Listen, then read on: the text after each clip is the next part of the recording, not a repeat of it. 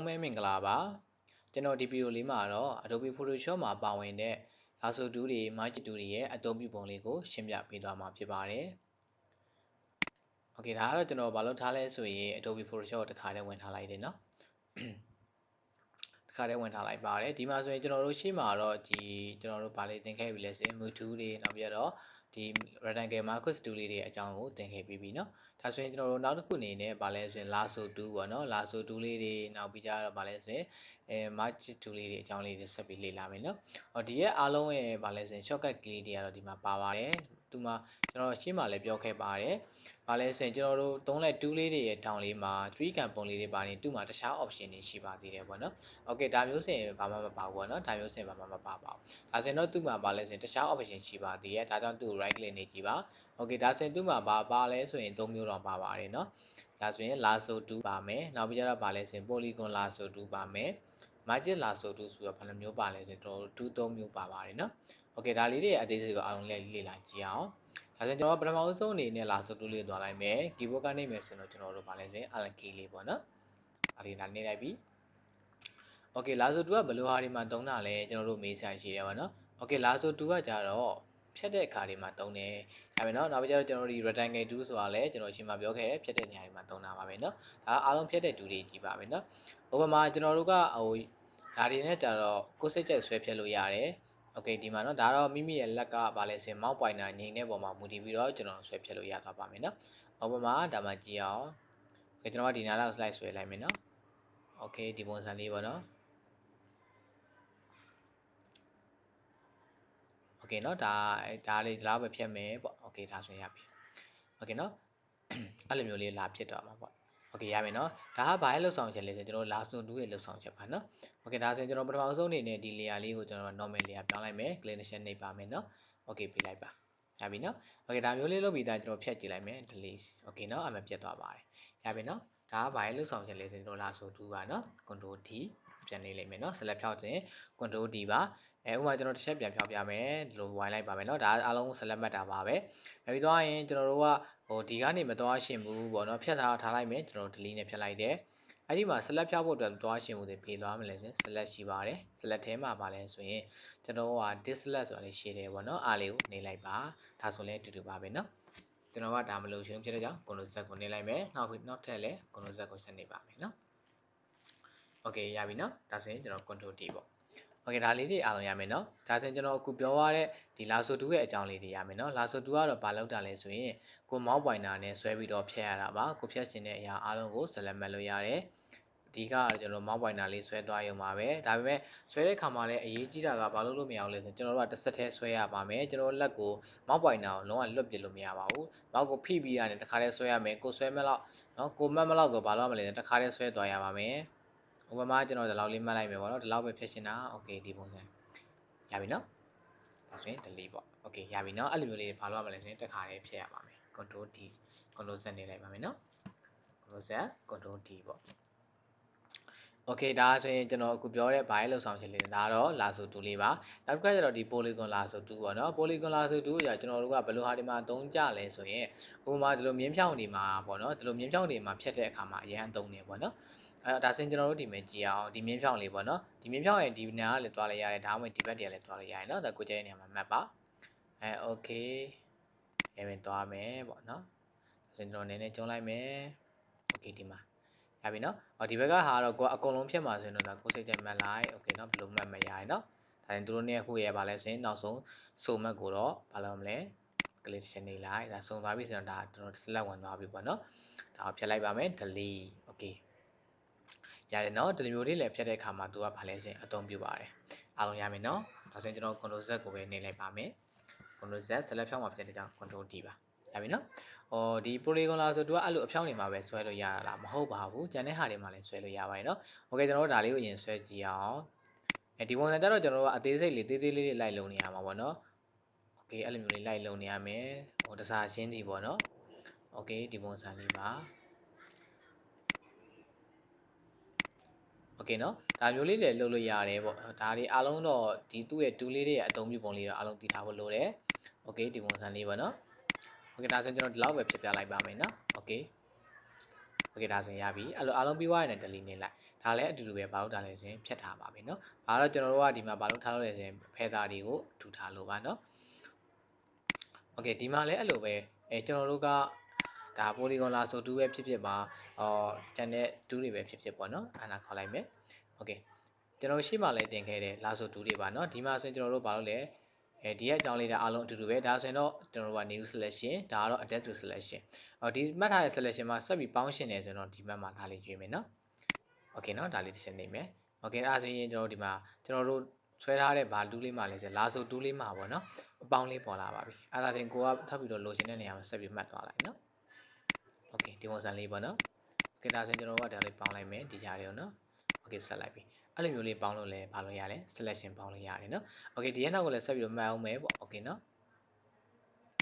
okay ဒါဆိုရမယ်เนาะဒါလေးတွေအရင်လွယ်ပါတယ်เนาะဒါ selection တူကဒါကတော့ကျွန်တော်တို့ကအရှေခံလေးတွေတည်ထားဖို့ပေါ့เนาะနောက်ကျရင်တော့ကျွန်တော်သင်ခန်းစာတွေနဲ့လာပါမယ် okay ဒါဆိုရပြီเนาะဒါကတော့ကျွန်တော်တို့ကဘာလုပ်တာလဲဆိုရင် select ပေါ့เนาะဒါကကြတော့ select adapt to select လုပ်တာဒါကတော့ဘာလုပ်တာလဲဆိုရင်ဒီ select from select ပေါ့เนาะ select from selection တွေကနေပြီးတော့ပြန်ပြီးတော့နှုတ်တာပါ okay ဒါဆိုရင်ကျွန်တော်တို့သွားကြည့်ရအောင် okay ဒီပုံစံလေးပေါ့เนาะokay ဒါမျိုးလေးနှုတ်ရှင်တဲ့အခါမှာလေးနှုတ်လို့ရပါတယ်เนาะကိုနှုတ်ရှင်တဲ့အပိုင်းဟောပေါ့เนาะဒါလေးလည်းနှုတ်ရှင်တယ်ပေါ့အဲ့လိုမျိုးနှုတ်လိုက်ရပြီเนาะ okay ဒါဆိုရင်ဘာလို့ရလဲနှုတ်ပေးသွားတယ်အားလုံးရမယ်เนาะဒါဆိုရင်နောက်တစ်ခုကျတော့ကျွန်တော်တို့ကဒီမှာပါလဲဆိုရင်ဒါ insert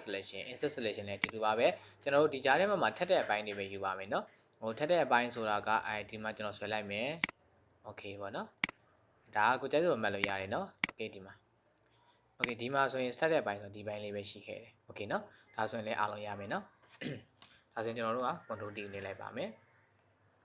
ဒါဆိုရင်ကျွန်တော်တို့အခုပြောတဲ့ပါလဲဆိုရင်ဒီ polygon lasso တိုးလေးလည်းရမယ်เนาะ okay ဒါဆိုရင်အားလုံးဒီကနောက်ထုတ်ချင်တာဖြစ်တယ်နော် control Z အပြည့်ထားမှာ control Z ဆက်နေပါရပြီနော်control Z ကိုအားလုံးနေလို့ရပါတယ်ဒါကဘာလို့လဲဆိုရင်ကျွန်တော်တို့ဒါ Photoshop version 2020ဖြစ်တဲ့အတွက်နောက်ဆုံး version တွေပေါ်ပါနော်တကယ်လို့မှမိမိရဲ့ဒီ computer ကဆက်ပြီးတော့နှိပ်လို့မရဘူး control Z တစ်ခါပဲနှိပ်ရတယ်ဆိုရင် control Alt Z ကိုဆက်နေပါရမယ်နော် control Alt Z ဆိုတာလည်းကျွန်တော်တို့ဗာလဲနောက်ကိုပြန်ဆုပ်တာပါပဲ okay နော်ဒါဆိုရင်ကျွန်တော်တို့ဒါ polygon 2ပါနောက်တစ်ချက်တော့ပါလဲဆိုရင် margin lasso 2ပေါ့နော် margin lasso 2ဆိုတာရှိပါတယ်ဒီ margin ဆိုတော့ကျွန်တော်တို့ဒီလိုမျိုးအကွေးကောက်တွေပုံတွေမှာဆိုရင်ပို့ပြီးတော့အဆင်ပြေတယ်နော်ဒီမှာကြည့်အောင်တစ်ချက်ဒါလေးတစ်ချက်နေလိုက်မယ်ကျွန်တော်တို့က light လုပ်နေစရာမလိုဘူးကျွန်တော်တို့ mouse ကိုလည်းဖိထားစရာမလိုဘူးပေါ့နော်ဒီလိုမျိုးလေးကျွန်တော်ဆွဲသွားရုံပဲသူအယောင်ကျွန်တော်အယောင်ကွဲတဲ့ဟာဒီမှာမှတ်ရင်တော့ပို့ပြီးတော့ကောင်းတာပေါ့နော်ဒီမှာokay နော်သူ့အရောင်လေးနဲ့သူဘာဖြစ်သွားလဲသူကပုံမှန်လေးလာဖြစ်သွားတယ်မှတ်ပေးသွားတယ်ပေါ့နော်ဒါဆိုကျွန်တော်တို့အမြန်ဆွဲလဲသူကသူမှတ်ပေးနေပါပါနော်ဒါကတော့အရောင်ခွဲတဲ့ပုံစံတိုင်းသူမှတ်ပေးသွားတာနော်ဒါဆိုရင်ကျွန်တော်ဒီဘက်ကိုသွားလိုက်တော့မယ် okay အဲ့လိုမျိုးလေးစုံတဲ့နေရာမှာ click တစ်ချက်နေလိုက်ပါရပြီနော်ဒါဆိုလဲရပါတယ် okay နော်ဒါလေးနဲ့ဗာနဲ့တွဲသုံးမလဲဆိုရင်ကျွန်တော်တို့ဒီ module လေးနဲ့တွဲသုံးနေဆိုတော့ဒါလေးကိုကိုကြိုက်တဲ့နေရာမှာဗာလို့ရလဲပြောင်းလို့ရတယ်ရွှေ့လို့ရပါတယ်ရပြီနော် okay ဒါဆိုရင်ကျွန်တော်အခုပြောသွားတဲ့ဒီ lasso 2လေးပဲ magic lasso 2လေးလည်းအားလုံးသုံးသပ်ပြီပေါ့နော်ဒါဆိုရင်ကျွန်တော် magic lasso 2နောက်တစ်ခုသုံးကြည့်အောင် okay ဒီလိုနေရာတွေမှာသုံးလို့ရလားရပါတယ်ဒီမှာတစ်ချက်နေမယ်နော်okay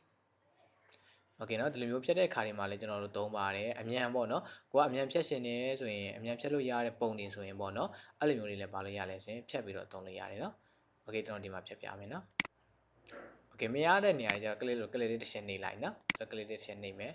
okay ဒါတော့ဖြတ်သွားလိုက်မယ်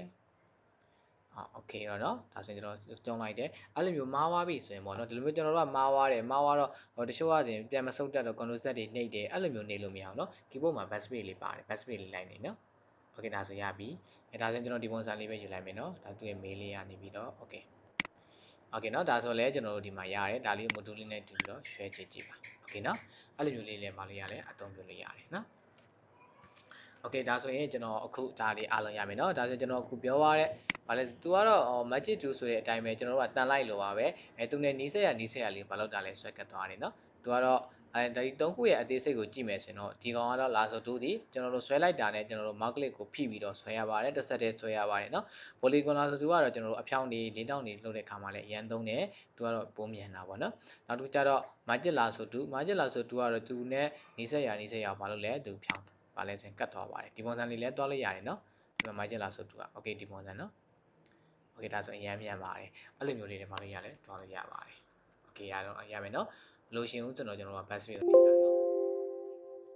Okay ဒါဆိုရင်ကျွန်တော်တို့ဒီ Lasso tool လေးရဲ့အကြောင်းအားလုံးရမယ်လို့ထင်တယ်နော်ဒါတော့ကျွန်တော်တို့က Lasso tool လေးရဲ့အရှိခံသဘောတရားကိုသင်တာဖြစ်တဲ့အကြောင်းကျွန်တော်ပုံတွေတော့ပြုပြင်မပြတော့ဘူးနောက်တစ်ခုကျတော့ပါလဲဆိုရင်ကျွန်တော်တို့ကဒီ selection tool ပေါ့နော်ဒီနည်းအားဖြင့်တော့ကျွန်တော်တို့က magic tool လို့ခေါ်ကြတယ်နော် magic tool မှာလည်းကျွန်တော်တို့က quick selection tool တွေပါလဲဆိုရင် magic one tool တွေတို့အမျိုးမျိုးရှိပါတယ်ဒါတော့ကျွန်တော်တို့က keyboard ကနေခေါ်ရဆိုရင်တော့ w2 လို့ခေါ်တယ်နော် okay ဒီ object selection လေးပေါ့နော်ကျွန်တော်တို့ဒီမှာတစ်ခုထူးကဲပြီးပါလာတာပေါ့နော် object selection tool ဆိုတာလေးပါလာတယ်ဒီ object selection tool ဆိုတာကကျွန်တော်တို့ရှေ့မှာသုံးတဲ့ lesson တွေမှာပေါ့နော်ဟိုဒီရှေ့မှာသုံးတဲ့ကျွန်တော်တို့ Photoshop version တွေမှာတော့မပါပါဘူး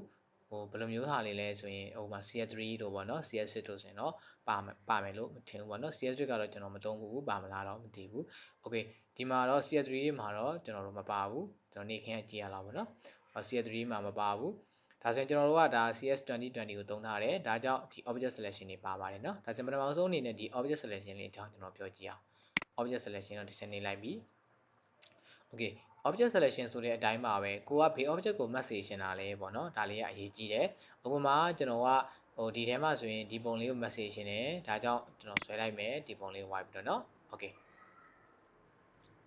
okay เนาะဒီမှာကြည့်အောင်သူက object လို့ထင်တဲ့အရာတွေကိုသူမှတ်ပေးသွားလိမ့်မယ် okay เนาะဒါဆိုရင်သူဘာလေးပဲမှတ်ပေးသွားလဲဆိုရင်ကျွန်တော်တို့ရဲ့ဒီ cell မှာပေါ့เนาะဒီသူဘတ်တန်လေးတစ်ခုပဲဘာလို့လဲမှတ်ပေးသွားတယ်ရပြီเนาะအဲ့လိုပဲဒီမှာသူ့ရဲ့ကျွန်တော်တို့ကလိုချင်တာဒီကောင်မလေးရပါလဲဆိုရင်ဒီခေါင်းလေးပဲလိုချင်တာပါเนาะဒါဆိုရင်ကျွန်တော်တို့ဒါတွေကတော့အားလုံးအတူတူပဲเนาะဒါလေးတွေကျွန်တော်ဆက်ပြီးမပြောပြတော့ဘူးဘာလဲ adapt to selection strap from selection ဒါကတော့ဘာလဲဆိုရင် insert selection ပေါ့เนาะဒါလေးတွေအတူတူပါပဲဒီဘက်မှာတခုရှိတာကကျွန်တော် mode ပေါ့เนาะဒီဘုံမှာလည်းကျွန်တော်တို့က lasso 2တိုင်ဆွဲရှင်လားဒါကိုကြိုက်တာဆွဲလို့ရတယ်เนาะကျွန်တော်တို့က rectangle ဆိုတာကတော့ကျွန်တော်တို့ဒီတိုင်းဆွဲတာပေါ့เนาะဒါဆိုရင်ကျွန်တော်တို့ rectangle လိုက်သူ့ရဲ့ပုံမှတ်လိုက်တယ်ဒီပုံမှာမှ object selection ရွေးယူတာနော်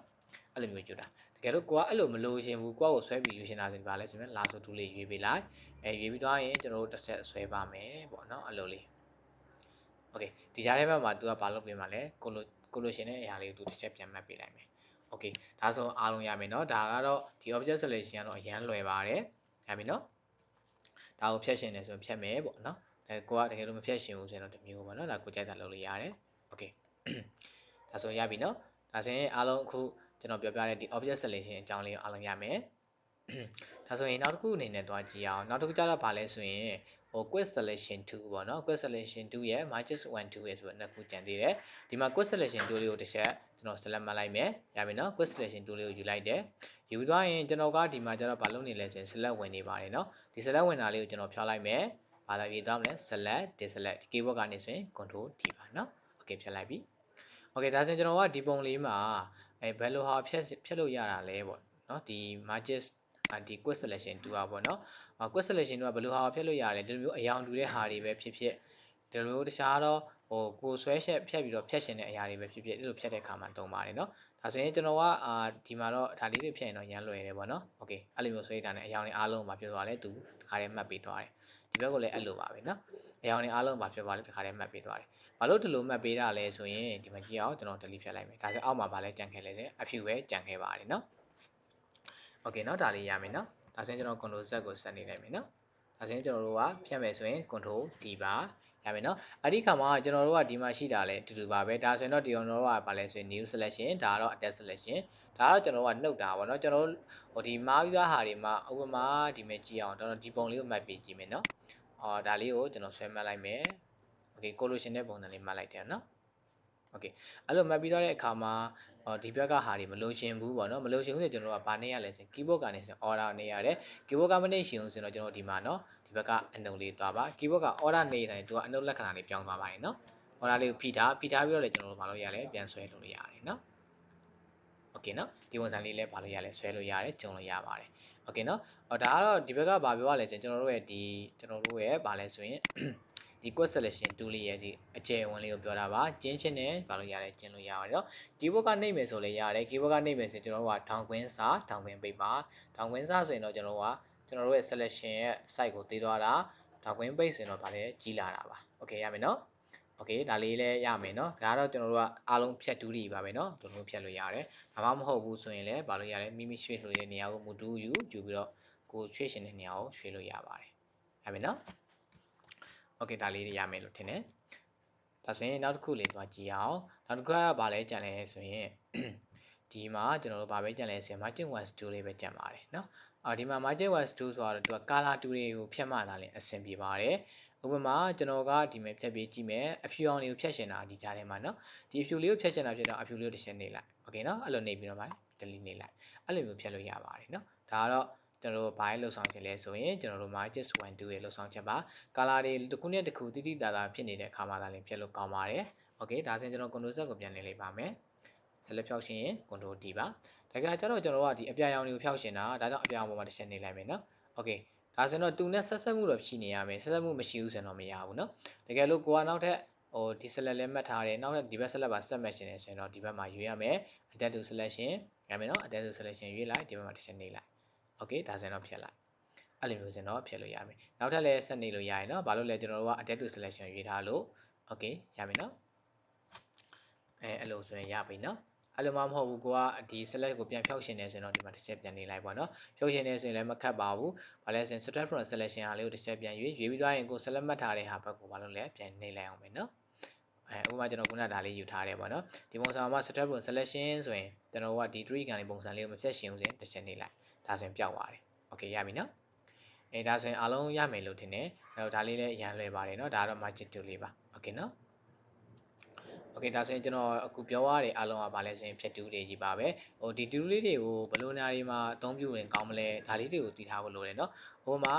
ဒါဆိုရင်ကျွန်တော်တို့က margin 2ဆိုရင်ကျွန်တော်တို့က object တွေကိုဖြတ်တဲ့ဆွဲသုံးတဲ့အခါမှာသုံးတယ်ရမယ်เนาะနောက်ကြတော့ဘာလဲဆိုရင် margin 1 2ကကြတော့ကျွန်တော်တို့တစ်ခုနဲ့တစ်ခုပေါ့เนาะတစ်ခုကိုဘာလဲဆိုရင်အယောင်တစ်ခုနဲ့တစ်ခုအရန်ကွဲနေတဲ့အခါတွေမှာဖြတ်ရှင်တဲ့အခါတွေမှာသုံးတယ်ပေါ့เนาะအဲ့လိုမျိုးတွေဘာလို့လဲသိထားဖို့လိုတယ် object တစ်ခုကိုမြန်မြန်လေးမှတ်ရှင်တယ်အဲ့လိုမျိုးဆိုရင်ဘာလို့လဲ object selection tool လေးကိုသုံးမယ်โอเคเนาะဒါမျိုးလေးတွေသိထားရင်ကျွန်တော်တို့ Photoshop မှာကိုက edit ဟိုလဲတီးဖြတ်လုပ်တဲ့အခါတွေမှာအရန်အဆင်ပြေပါတယ်เนาะဒီ Lasso tool လေးလည်းအားလုံးရမယ် Lasso tool ဆိုလည်းအဲ့လိုပါပဲကိုကဆွဲပြီးဖြတ်ရှင်တဲ့ဟာလေးတွေပေါ့ design ပြီးဖြတ်ရှင်တဲ့ဟာလေးဆိုရင် Lasso tool ကိုသုံးမယ်နောက်တစ်ခုကျတော့polygon Lasso tool ကျတော့ဗာလဲဆိုရင်ကျွန်တော်တို့ဒေါင်နန်းတွေပေါ့နော်တစ်ခုနဲ့တစ်ခုဖြောင်းတဲ့မြင်းဖြောင်းတွေကိုဖြတ်တဲ့အခါမှာအဲ့လိုဟာတွေမှာပို့ပြီးတော့အသုံးပြုတယ်လို့ပြောတာနော်တန်တဲ့ဟာတွေမှာလည်းသုံးလို့ရတယ်အတူတူပါပဲနော်လူတွေကိုဖြတ်တဲ့ချွင်းချက်ကလုပ်တဲ့အခါမှာလည်းသုံးတယ်နော်ဒီ margin Lasso tool ကတော့ကျွန်တော်အမြန်သုံးရှင်တဲ့အခါမှာသုံးတာပါနော်โอเคအဲ့ဆိုရင်အားလုံးရမယ်နော်ဒါဆိုရင်ကျွန်တော်တို့ control D လေးနေလိုက်ပါမယ်